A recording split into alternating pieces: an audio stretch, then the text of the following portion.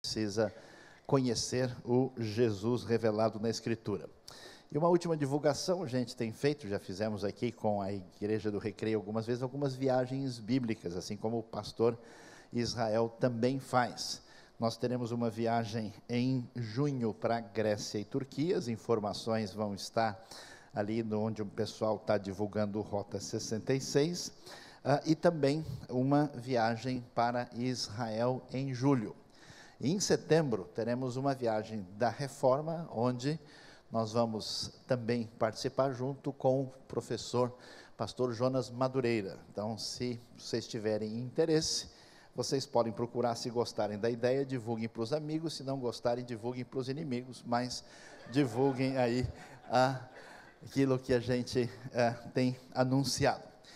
Meus queridos, quando a gente ouve falar sobre ideologia de gênero, essa frase, que não é bem ouvida por todo mundo, não é bem apreciada, ela se refere a uma espécie de proposta conhecida do ponto de vista de uma visão, de uma perspectiva sobre a realidade, de que aquilo que histórica e tradicionalmente tem sido entendido como homem e mulher, como macho e fêmea, deve ter um outro enfoque, deve ser relativizado e visto de uma outra perspectiva.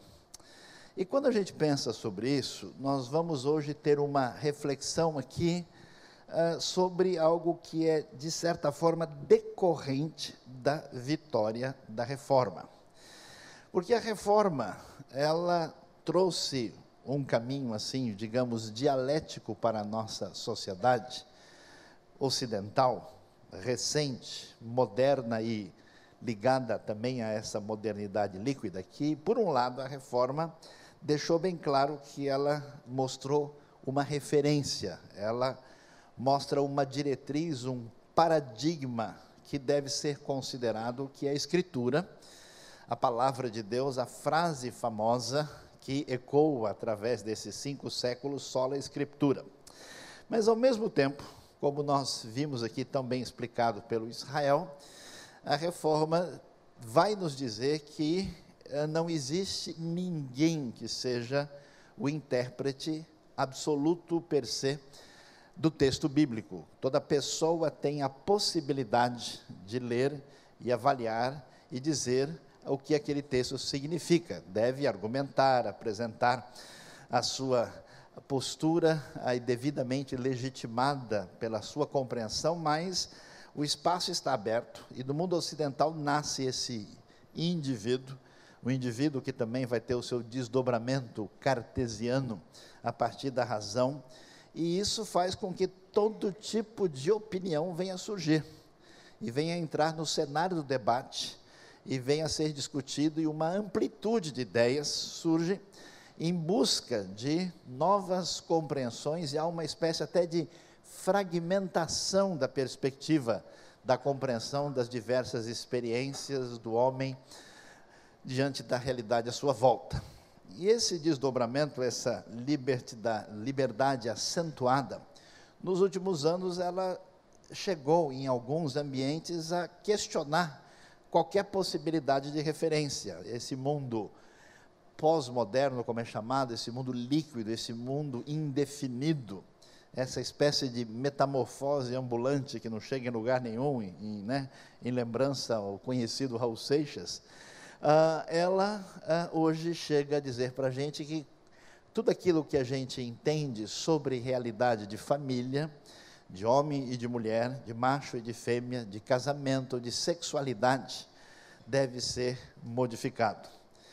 E como é que a gente conversa e fala sobre isso com a visão e a perspectiva em sintonia com as Escrituras e como discípulos de Jesus? Vamos então refletir e pensar sobre o assunto de maneira bastante direta, clara, objetiva e sensata. E se a gente já tinha dificuldades a discutir aqui se os primeiros batistas foram ou não batizados pela imersão, imagine o que é discutir essa questão. Gênesis capítulo 2 vai nos dizer versículo de número 18. Então o Senhor Deus declarou: não é bom que o homem esteja só. Farei para ele alguém que o auxilie e lhe corresponda. Depois que formou da terra todos os animais do campo e todas as aves do céu, o Senhor Deus os trouxe ao homem para ver como esse lhe chamaria. O nome que o homem desse a cada ser vivo, esse seria o seu nome. Assim o homem deu nomes a todos os rebanhos domésticos, às aves do céu e a todos os animais selvagens. Todavia não se encontrou para o homem alguém que o auxiliasse e lhe correspondesse. Então o Senhor Deus fez o homem cair em profundo sono. Enquanto esse dormia, tirou-lhe uma das costelas, fechando o lugar com carne. Com a costela que havia tirado do homem, o Senhor Deus fez uma mulher, a levou até ele. Disse então o homem: esta sim é osso dos meus ossos, é carne da minha carne. Ela será chamada mulher, porque do homem foi tirada. Por essa razão o homem deixará pai e mãe, se unirá à sua mulher, eles se tornarão uma só carne. O homem e a mulher viviam nus e não sentiam vergonha. O texto inicial de Gênesis vai apresentar para a gente aqui as referências, os paradigmas de como é que a gente deve compreender a realidade a respeito do ser humano na sua relação com Deus, com o próximo e com o mundo à sua volta.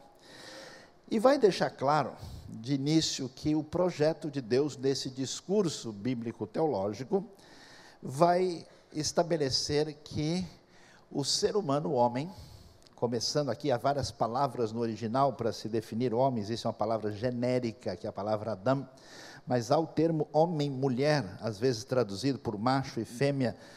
Existe, na verdade, os dois, Zahar, Nekevá, mas o termo mais utilizado é Ish e Shá.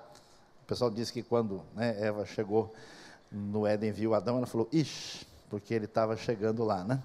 Então, Ish e Shá, ela será chamada mulher, porque do homem foi tirada. Está exatamente com essa relação de interdependência. E o texto vai dizer que o paradigma que Deus define é que o homem não tinha qualquer possibilidade de relação, de sintonia pessoal adequada com qualquer elemento da criação, e por isso Deus cria a mulher é chamada de um Ezer Kenegedó, alguém que auxilia e que se encaixa perfeitamente com ele. A versão antiga que fala ajudadora idônea, talvez não pegou tão fortemente a ideia original, e, portanto, essa referência vai apresentar esse padrão, e esse padrão tem uma importância muito grande, porque isso estabelece a base do que vai ser depois definido como família, e a ideia é que esse casal tem uma função de exercer um santo domínio sobre a criação, debaixo da bênção de Deus, para que essa realidade do mundo esteja devidamente no lugar que Deus deseja. Existe uma espécie de teologia da família na Escritura, que envolve a ideia de que quando alguém se casa e forma uma família, não é simplesmente para que essas pessoas vivam bem ou sejam mais felizes, mas elas fazem parte de um projeto de Deus, um projeto que envolve a procriação, que envolve a vinda dos filhos e que envolve um caminhar sob a orientação divina para que a gente faça do mundo um lugar melhor. É interessante a gente observar e ver isso, porque nem sempre isso está muito claro. Por isso que não é estranho ler na Bíblia, por exemplo, que pessoas muito perversas, quando queriam destruir, aniquilar a herança de Deus na história, eles sofriam de infantofobia. É o caso, por exemplo, do faraó do Egito, e é o caso do Herodes o Grande, um no Antigo, o outro no Novo Testamento. Depois você é convidado, vai achar na internet, ou no livro, o nosso artigo, a Teologia do Nenê, que vale a pena ser lida, e sobre o nosso tema, um artigo que está no site Prazer da Palavra, chamado Parada Comparada, que vale a pena também dar uma olhada. E essa realidade, a gente vai ver que a confrontação contra o império do mal você vai ver no livro de Êxodo, chama a nossa atenção, que o enfoque é quando o faraó mostra toda a sua ira, e a sua concentração de poder, e a sua destruição de todas as liberdades, e oposição a Deus, a confrontação maior é quando uma moça chamada Joquebede resolve ter um nenê na sua família. Então as decorrências disso são muito significativas. Quando a gente olha para essa perspectiva que surge na Bíblia, e a gente observa toda a tradição da história cultural humana de modo geral, e a própria biologia, a gente vai ver que pode ter alguns elementos de variação. Nós temos alguns povos que na história tiveram aí a presença, por exemplo, de poligamia, que aliás a própria Bíblia apresenta do ponto de vista da constatação da realidade, mas sempre que você encontra uma família polígame no Antigo Testamento, você vai ver que as coisas estão dando tudo errado, está dando confusão. Existe uma espécie de crítica subliminar, uma crítica velada, mostrando que nenhuma família assim funciona e dá muito certo. E é interessante ver que, especialmente impérios poderosos, na sua fase de decadência, como acontece, por exemplo, com Roma e com Grécia, de fato se tornam muito flexíveis na compreensão da sexualidade e da vida familiar, e se tornam mais libertinos, admitindo quase qualquer tipo de comportamento ligado à sexualidade. Mas o padrão comum, normal, da construção da realidade se dá através de um homem e de uma mulher, e essa realidade está absolutamente marcada pela referência que vem da própria biologia. Falando sobre isso, a gente necessariamente, já que o assunto envolve ideologia de gênero, deve começar a discutir aquilo que envolve a homossexualidade. A homossexualidade, anteriormente chamada de homossexualismo, hoje o termo é considerado na mídia geral como inadequado, ainda, apesar da gente falar socialismo, comunismo, cristianismo, nesse caso o termo não é considerado bem-vindo. A homossexualidade, alguns hoje inclusive preferem a expressão homoafetividade.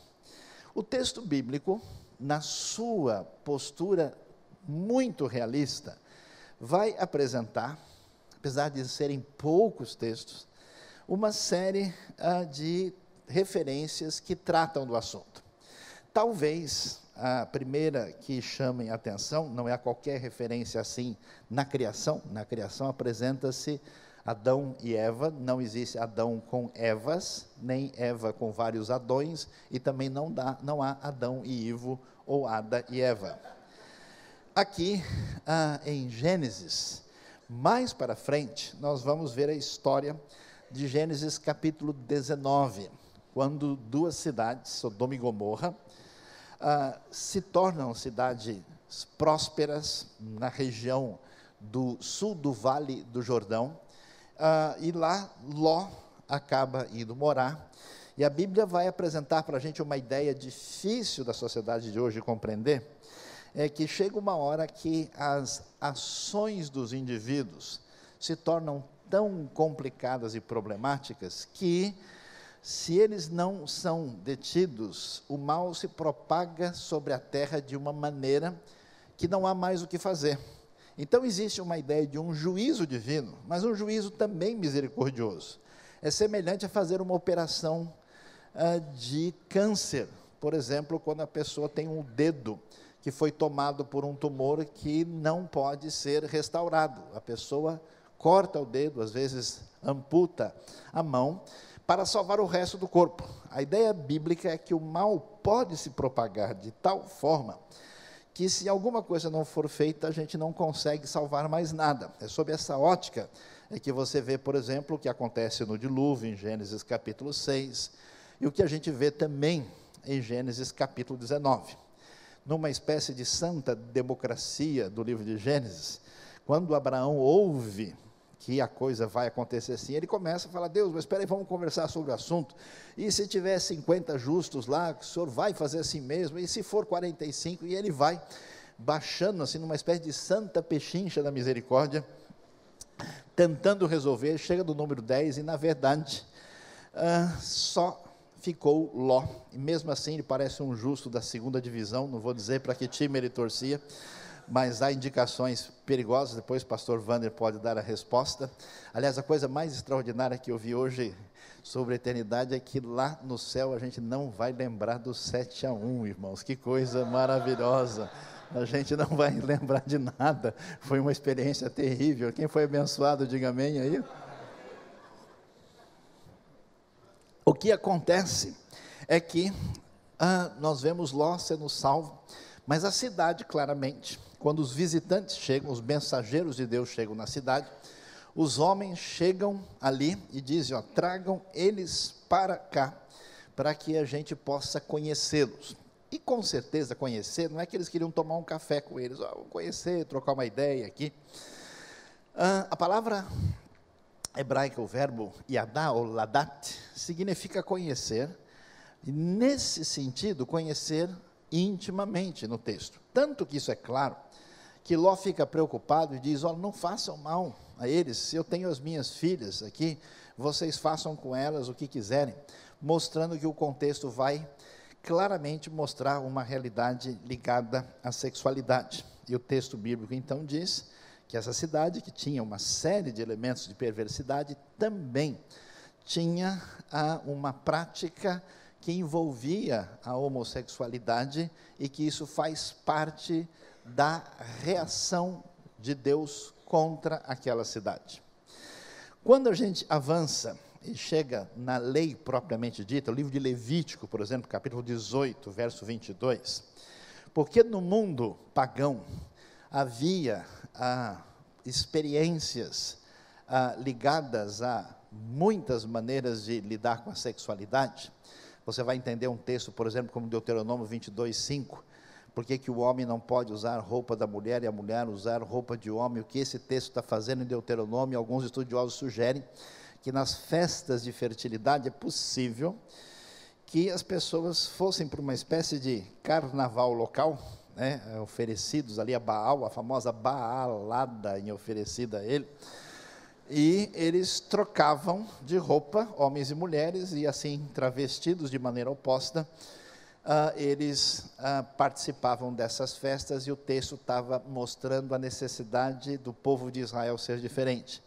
E Levítico vai ter a proibição explícita, o homem não deve se deitar com o homem como se fosse mulher. Essa era a orientação que aparece no texto de Levítico.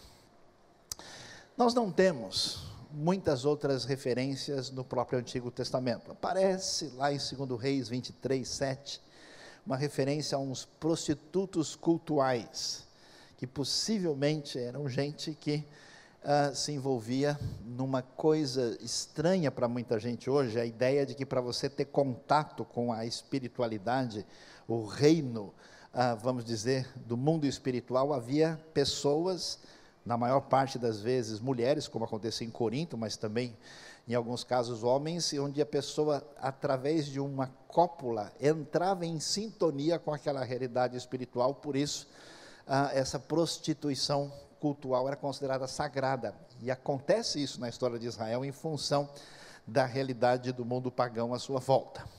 Há um texto que tem incomodado alguns intérpretes e que foi deslocado da sua visão, que é a ideia, eu não vou entrar em detalhes, aparece lá em 1 Samuel, a ideia de que a amizade entre o rei Davi e Jonatas era uma amizade contaminada, que na verdade Jonatas e Davi tinham algum tipo de envolvimento homoafetivo, e que essa é a razão porque Saul ficava aborrecido tanto com Davi, e como o Davi chegou a dizer que ele era muito amigo de Jonatas, e a sua amizade, o seu amor por ele era maior do que pelas mulheres, isso, entendido fora de contexto, tentou sugerir que Davi poderia ter qualquer tipo de envolvimento assim.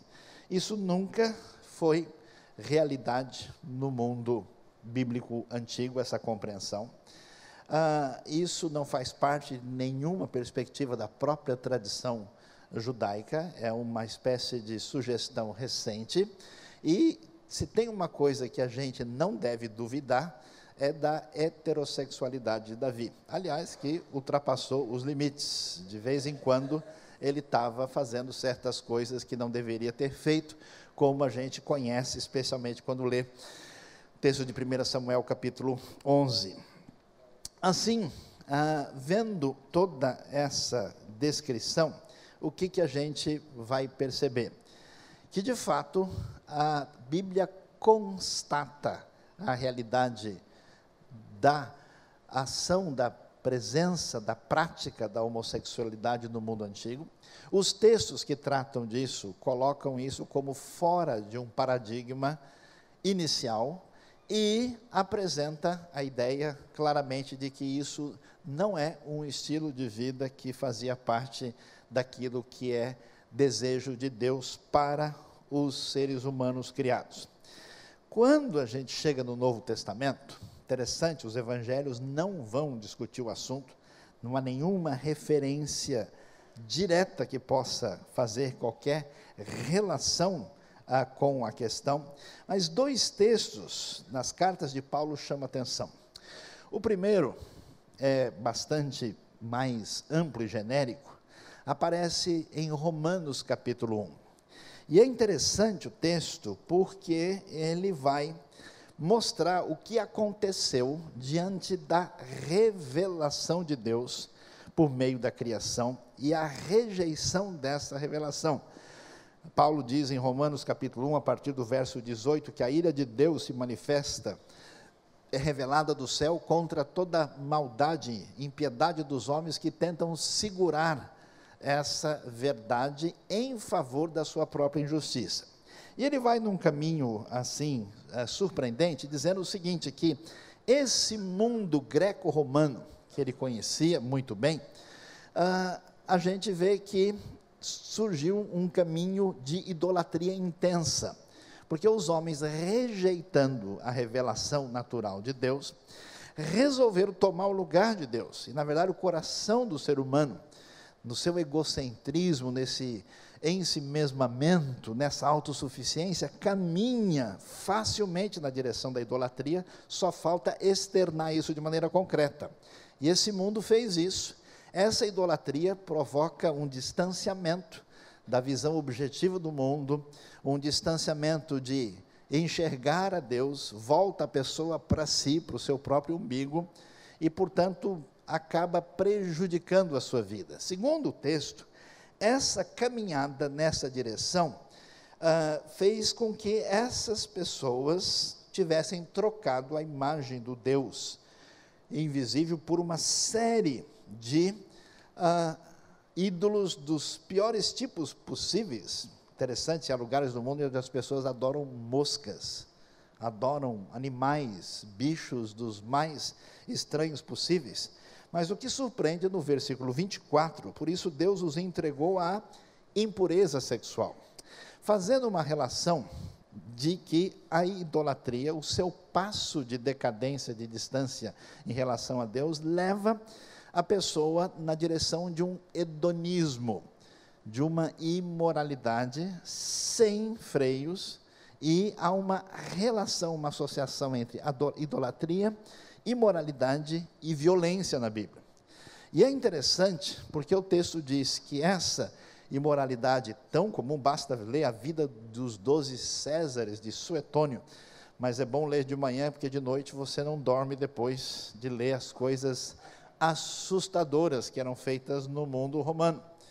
E o texto vai especificar uma prática imoral comum e até elogiada em grande parte da realidade greco-romana, especialmente nessa época, quando o texto diz que os homens acabaram mudando, a sua maneira, abandonaram as relações naturais com as mulheres, se inflamaram de paixão uns pelos outros, e as mulheres trocaram suas relações naturais por outras contrárias à natureza.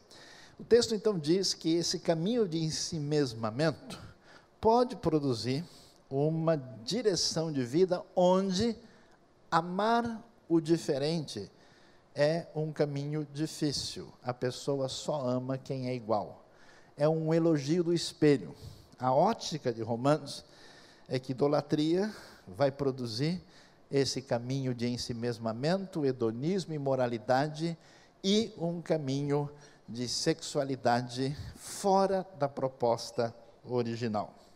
Então, olhando para isso, a gente vai descobrir que não há nenhuma dúvida que no contexto bíblico esse tipo de proposta de vida não faz parte da conduta que deveria existir na vida das pessoas. No entanto, 1 Coríntios capítulo 6 vai nos surpreender, porque o texto vai falar a respeito do que tinha acontecido na cidade mais imoral que a gente conhece na narrativa do Novo Testamento. E essa cidade vai ser alcançada poderosamente pelo Evangelho. Em Atos 18, Deus diz para Paulo que ele tem muita gente nessa cidade, que era um lugar que a gente não esperaria. E 1 Coríntios 6, o texto vai dizer: vocês não sabem que os perversos não herdarão o reino de Deus? Não se deixem enganar, nem imorais, nem idólatras, nem adúlteros, nem... Os termos gregos são arsenokoites e malakos. As versões traduzem de maneira diferente. A NVI traduziu por homossexuais passivos ou ativos, porque a palavra malakos literalmente é macio, se referia a alguma coisa parecido com o que a gente chama hoje de garoto de programa. Eram jovens que se submetiam por razões variadas, talvez, possivelmente, principalmente por razões financeiras, a qualquer tipo de programa sugerido, e, portanto, eles se colocavam nessa situação. Por isso a NVI coloca a ideia de passivos. A outra palavra, arsenokoites, é uma palavra grega, que significa aquele que se deita com o homem. Provável referência a um indivíduo que tinha paixão por um outro indivíduo e se comportava assim, nessa sintonia com esse comportamento comum no mundo greco-romano. E o texto vai dizer: nem ladrões, nem avarentos, nem alcoólatras, nem caluniadores, nem trapaceiros herdarão o reino de Deus. E aí vem uma coisa extraordinária: assim foram alguns de vocês, mas vocês foram lavados, foram santificados, foram justificados no nome do Senhor Jesus Cristo e no Espírito do nosso Deus. O que esse texto diz é que pessoas nesse ambiente de Corinto e do mundo greco-romano tinham sido alcançados pela graça de Deus e tinham tido a sua vida modificada pelo Evangelho de Jesus e pela Palavra de Deus. Quando a gente ouve isso, depois de entender essa dimensão, como é que a gente lida com essa questão propriamente dita na realidade de hoje? De um tempo para cá, em função de uma série de circunstâncias, tem havido um caminho de tentar mostrar que todos os elementos que envolvem a nossa sexualidade, envolva homossexualidade ou não, devem ser entendidos por outros fatores que não uma diretriz moral ou espiritual. E um dos caminhos que foi escolhido foi o que a gente pode chamar de determinismo biológico ou genético. Esses dias eu passei em frente a uma banca de jornal e tinha um artigo dizendo o seguinte: será que trair o cônjuge é uma questão genética? Isso por acaso estaria nos nossos genes? É uma ideia que a sociedade moderna, da modernidade em grande parte, considerou, é que aquilo que envolve a nossa sexualidade e uma série de outras coisas está completamente condicionado e definido pelos fatores biológicos e naturais.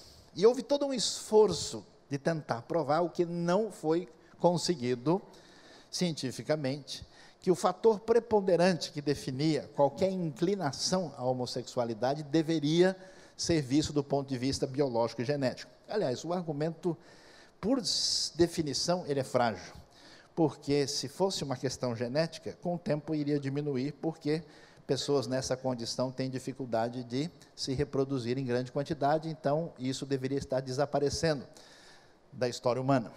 Aí surge um outro caminho. Pode ser que a coisa não seja genética, e se for genética ou biológica, não há o que fazer, porque a pessoa é assim.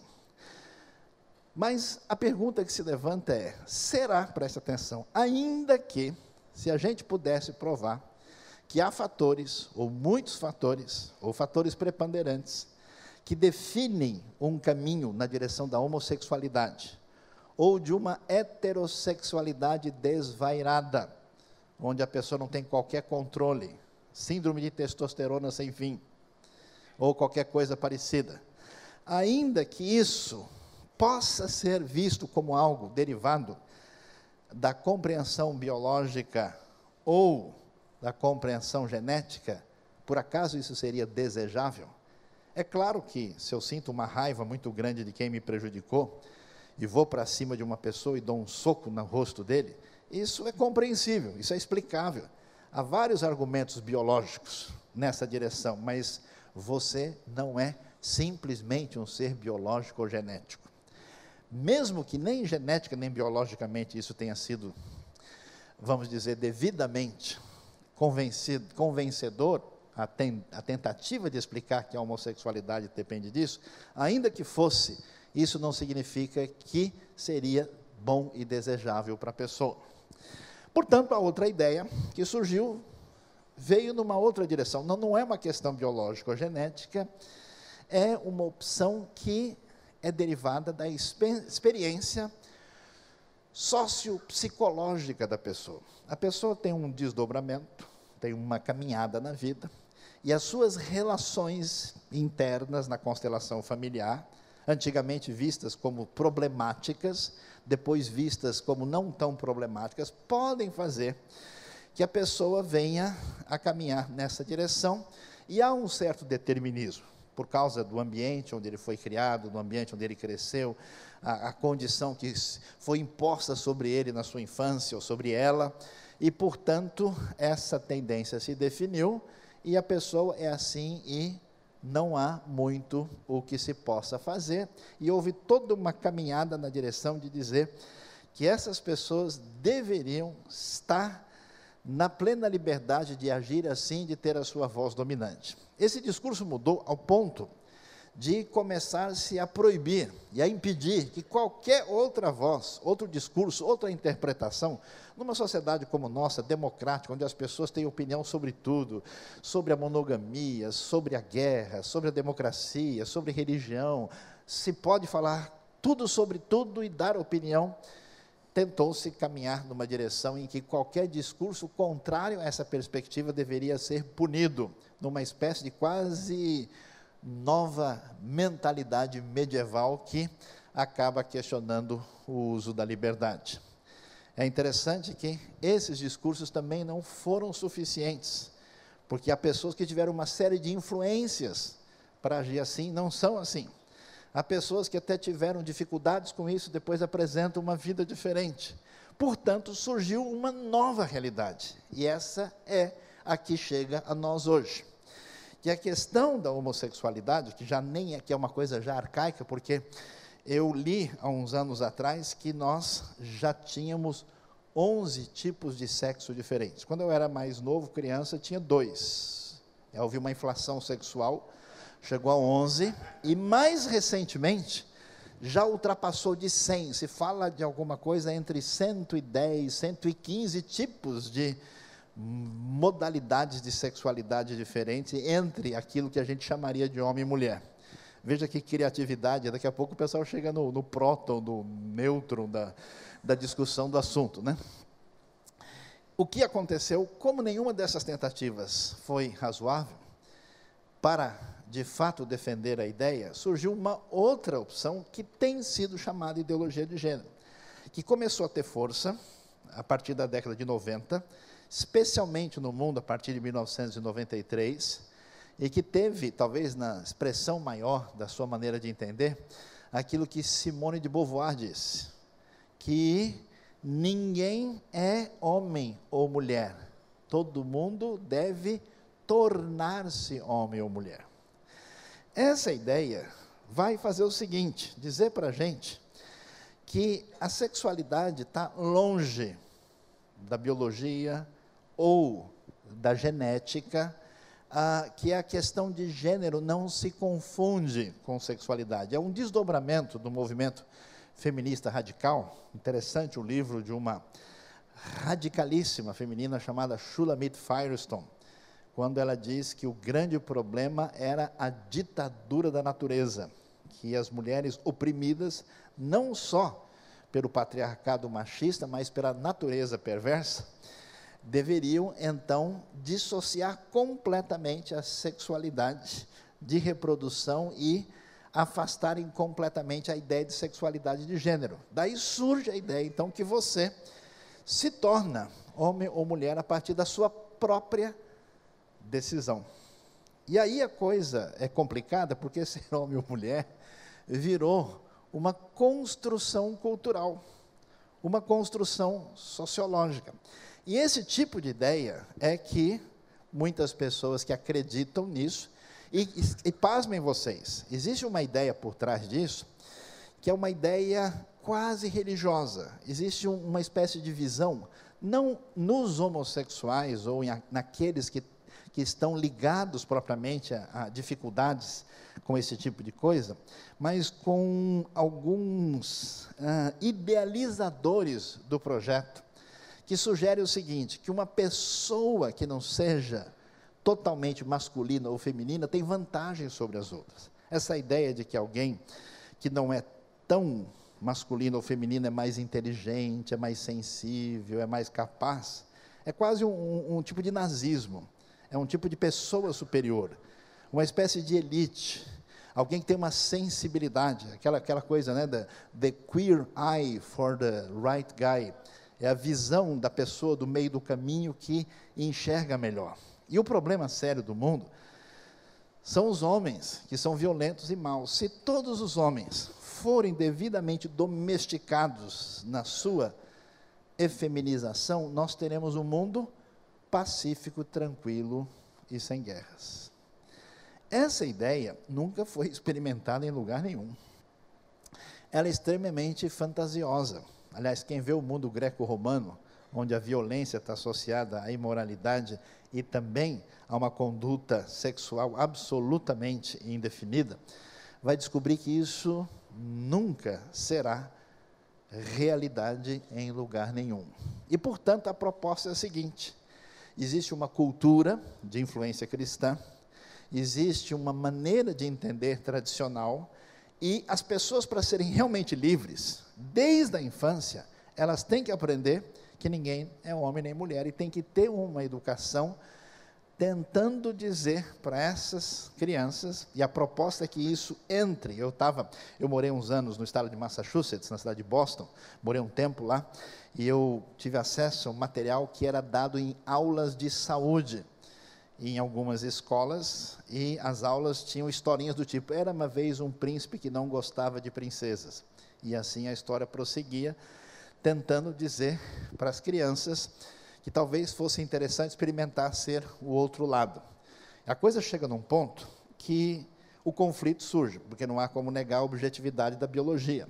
E quando, então, alguém percebe, ou entende, ou acredita, ou num momento da vida imagina, que o seu corpo não bate com aquilo que ele constrói na sua mente, antigamente isso era chamado de disfunção do entendimento, disfunção da realidade, a pessoa vai lá e troca de sexo. Meus queridos, ninguém, nunca um homem poderá ser uma mulher e nem uma mulher poderá ser um homem. É impossível. As hemácias contadas por centímetro cúbico de um e de outro são diferentes. Todo o organismo. Eu fiquei assustado recentemente, por isso que a coisa é preocupante, quando alguém chegou, um indivíduo travesti, e quis ser atendido por um médico. O médico era ginecologista. E quando ele foi ser atendido, o médico disse, desculpa, eu não posso ajudá-lo, porque a sua situação não tem nada a ver, você não é uma mulher e aqui a questão biológica é outra. E ele ficou muito indignado, se sentiu agredido por essa rejeição, processou o médico e tudo indica que iria ganhar o processo por ter sido ofendido indevidamente. Isso é uma loucura. Nossa sociedade está perdendo as referências. Isso não faz o mínimo sentido. Se, por um lado, a tendência do pensamento humanista e secularizado é uma tendência, atenção, de negação da liberdade, de dizer que você deve ser refém, ou da sua vontade maior de construção daquilo que você acha que é, sem se submeter às limitações da dimensão que a criação estabeleceu para a sua vida. Se você está dominado por uma suposta razão biológica ou sociológica que não pode ser alterada, a famosa frase, não existe uma pessoa ex-homossexual, há milhares de pessoas que contam o seu testemunho, a sua vida de mudança de caminho. O Novo Testamento vai numa outra direção. E vai numa outra direção por uma razão muito particular e especial. Primeiro, porque o Novo Testamento nunca nos ensinou, nem Jesus, que a gente deve destratar, discriminar ou maltratar qualquer pessoa por ser homossexual ou por qualquer outra coisa. Vai dizer que a prática da sexualidade é pecado. Alguns acham que isso é ofensivo, mas, meus amados irmãos, se nós entendermos o que os reformadores entenderam, até as nossas orações são maculadas pelo pecado. O nosso entendimento do que significa pecado não pode excluir a prática homossexual, que o texto bíblico diz que não é projeto de Deus. O texto bíblico vai nos mostrar que, assim como pessoas que por uma série de razões podem ter tendências ou inclinação à homossexualidade, assim como outras têm inclinação ao adultério, à traição, ou a mentir, a roubar, a ter uma série de pecados, que essas inclinações continuam recebendo a rejeição do Evangelho como coisas pecaminosas que ofendem a Deus, mas que através do poder de Deus, da graça bendita de Cristo Jesus, o Evangelho nos dá uma esperança que nós podemos ir além de nós mesmos, nada está determinado sobre a sua vida. A palavra de Deus diz que o nosso pecado é perdoado, que a nossa culpa é lavada, e ainda que eu tenha uma inclinação, todo mundo, a gente como muito religioso, costuma esconder a verdade, mas todo mundo tem luta na sua vida, todo mundo tem uma batalha com coisas específicas que é difícil, e Deus ama você e quer lhe dar vitória na sua caminhada. Eu fico feliz de ter visto e ajudado pessoas na minha vida, que tiveram lutas profundas com isso, e têm vencido através da graça bendita de Cristo Jesus. Eu nunca me esqueço daquele rapaz que chegou na igreja desesperado, todo o corpo marcado com manchas, em alguns lugares sangrando, e disse: o senhor pode me ajudar? Eu falei: o que houve?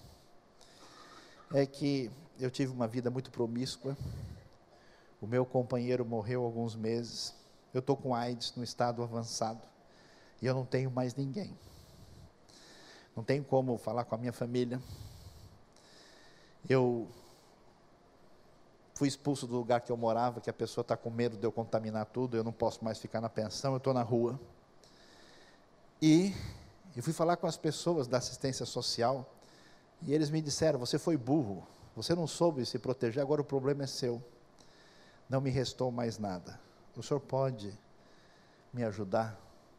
A gente virou para ele e falou: Deus ama você. A graça bendita de Cristo Jesus, recebemos aquele moço, auxiliamos ele o máximo possível, falamos do amor de Deus, oramos com ele, ele recebeu Cristo no seu coração, e ele caminhou na sua jornada até a sua despedida nessa vida. É verdade que as pessoas que reagem com ódio contra qualquer pecador, precisam ler o Evangelho de Jesus. Nenhum cristão consciente, ao ver a situação de dificuldade de qualquer pessoa, pode reagir, senão com misericórdia e com oração, querendo que elas sejam restauradas.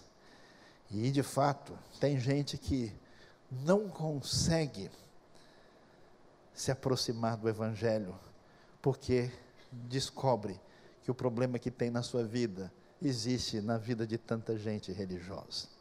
Mas é tão bom a gente saber que é fato que os nossos problemas existem, eles são sérios, e muitas vezes isso pode envolver uma inclinação na direção da homossexualidade, cuja prática e estilo de vida não irá abençoar a nossa vida, porque não é o nosso projeto primeiro. Nós vivemos num mundo doente, nos deram um espelho, até a banda Legião Urbana sabia disso, está tudo trocado.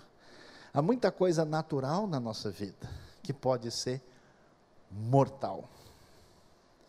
Graças a Deus, porque essa palavra que diz que tudo isso é tão ruim, vai dizer que Deus nos ama. E, meus queridos irmãos, só o povo de Deus para limpar o lixo sujo desse mundo. Só o povo cheio de amor é que pode mostrar esperança. E graças a Deus, porque na Escritura ninguém, diferente do que se poderia imaginar, precisa ser dependente de qualquer tipo de determinismo. A coisa mais extraordinária, que isso que me encanta ler a Bíblia, é que Deus só faz coisa especial com gente que não vale nada. Deus só usou gente que foi triturada por completo. Lê a genealogia de Mateus. Parece que Deus faz questão de separar as pessoas que a gente nem queria dizer que a gente conhece. E Ele age. Ele vai enfrentar a pior decadência espiritual e moral da história de Israel por um profeta que parece ser bipolar. Se tivesse hoje, estava entre o Gardenal e o Lexotan. E que o costume dele era pedir para morrer. E Deus usa Elias para fazer diferença. Eu tenho visto gente que passou por situação terrível na sua vida. E que lutou com tanta coisa, com vício, inclusive com a homossexualidade. E às vezes, eu vejo algumas dessas pessoas dando fruto no reino de Deus, e às vezes sozinho. Eu até choro de alegria dizendo, como é que Deus faz coisas tão especiais? Não é aceitável que a gente caminhe na direção de uma ideologia de gênero. Como igreja, politicamente, a gente precisa mobilizar para preservar as nossas crianças de não receberem esse tipo de influência, porque isso é ruim. A gente deve pregar, proclamar e viver família conforme os conceitos da Bíblia, e a gente, ao mesmo tempo, deve ter um coração de graça e de amor, disposto a amar todo mundo e proclamando a mesma liberdade, graça e poder do Evangelho de Jesus, que atingiu a nossa vida e com certeza pode atingir a vida de todos. Que Deus nos abençoe nesta noite.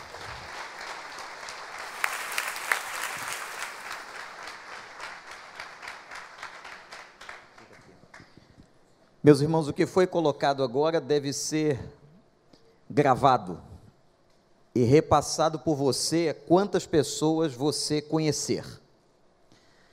Tal a profundidade do assunto. O professor Luiz Saião destacou 3 ondas, com as quais no gabinete pastoral nós nos enfrentamos, sempre.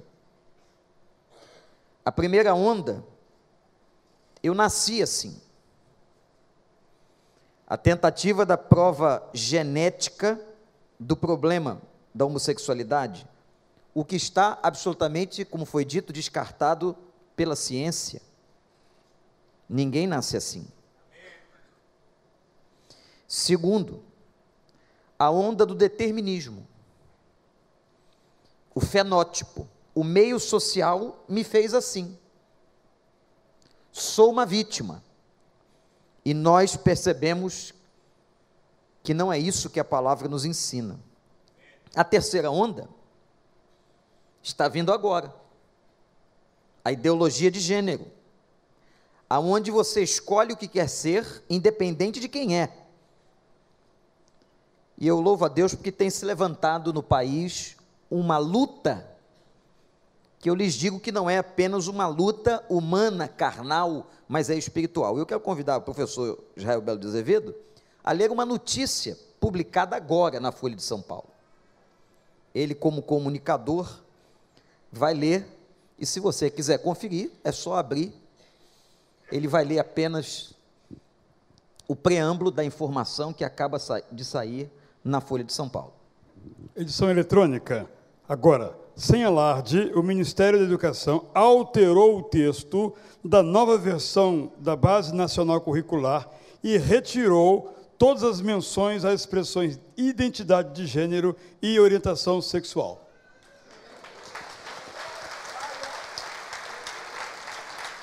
Meus irmãos, pode ficar aqui, professor. A quarta onda, que não foi mencionada, depois do genótipo, do fenótipo e da questão da ideologia de gênero, são pessoas que chegam querendo que nós aprendamos a crer ou aceitar naquilo que foi exposto aqui.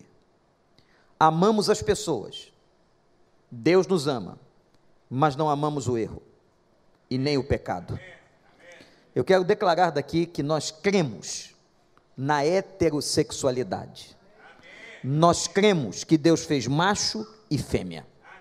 E nós cremos que o Senhor é capaz de transformar o mentiroso, ou aquele que tem inclinação ao adultério, ou qualquer outro tipo de inclinação ao pecado, como também a perversidade no campo da sexualidade. Que o Espírito Santo de Deus nos abençoe. Vamos ficar de pé, e meus irmãos, que noite, hein? Louvado seja o nome do Senhor.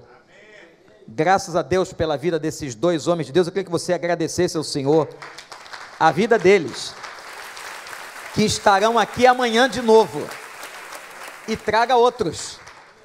Duas palestras que estarão já também no nosso site. Eu peço licença sobre o tema, uma das partes do tema do professor Saião, a questão homossexual.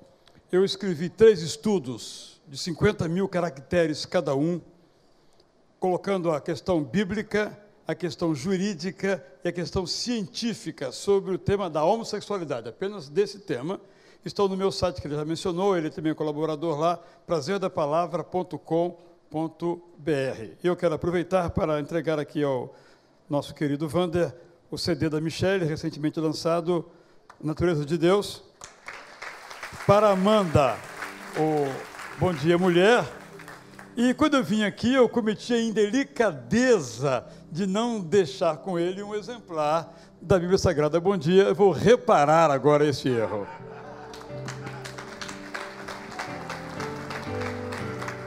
Era um pecado medieval que foi reparado nesse momento. A graça do Senhor é fantástica.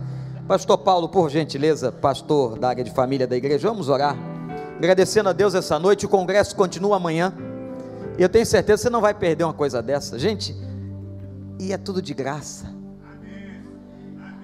aberto a quem quiser. Convide outras pessoas. Quanta instrução. E eu volto ao termo que usei há pouco conversando com Israel: a gente erra muito porque não conhece a palavra de Deus. Que o Senhor nos dê graça para que venhamos a conhecer, ler, amar, vivenciar a Escritura. Oremos, irmãos. Senhor Deus, obrigado pelo início desse congresso.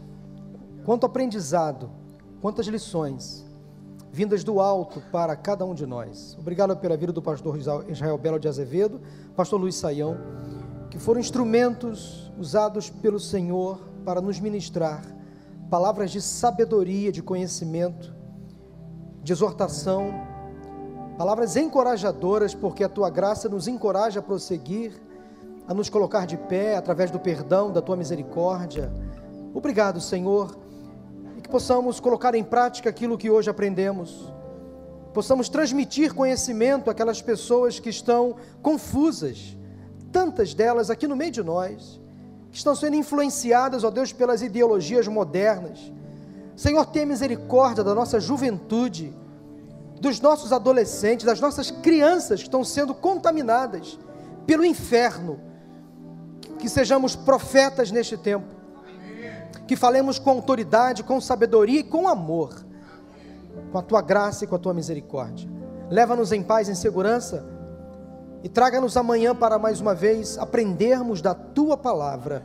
Oramos em nome de Jesus. Amém. Louvado seja o nome do Senhor. Temos uma livraria lá fora e quem quiser vir abraçar os dois, fique muito à vontade, porque nós não vamos estar na porta para economizar o tempo dos irmãos. Deus abençoe a todos.